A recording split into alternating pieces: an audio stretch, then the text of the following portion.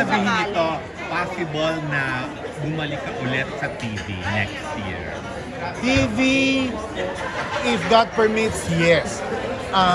Sana lang sana yung narinig ko na patutsada, sana matuloy uli yun. Kasi may narinig na ako na parang gusto nilang mag-sitcom ako uli with a very popular actor. Si Aga ba yan? Bye! Patok na patok pa rin sa TikTok ngayon binanggit mong dad na si Lolo. Hanggang parang talagang tuwan-tuwa sa video clip mo ron. Actually, yung death na si Lolo talagang, wala nang kamatayan yata yung ginagawa nila talaga.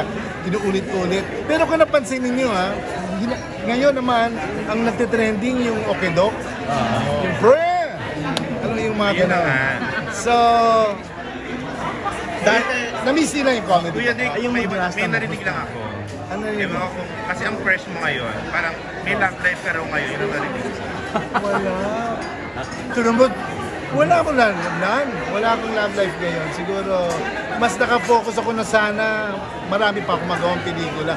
Kung talaga, sa Alan Jones po yun. Isa pang issue Dati pag sinabing Roda, Roderick Paulate yun. Ngayon parang may iba ng Roda. Ay, magaling yun.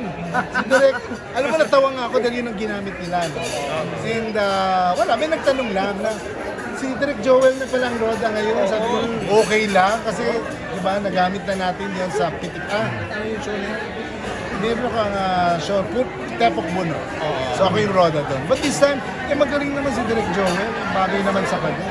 Na nabigyan niya ng ibang texture ng character. Naidirect ka ba niya? Yes! Na-direct na niya ako before. TV show. Sa movie, hindi. Pero sa TV show, mga guesting ko sa kanya, Direct Joel naman. Napakaawin siya. DiCaprio sa Batang Quiapo, di ba nag-everyday yung 80 Yun ang hindi ko alam. Dati kasi nagprobinsyano ako. Maganda sana may showdown kayo ni Joel Lamang. Dalawang Roda. Diba? O, dalawang roda. Batang Quiapo. Tignan natin.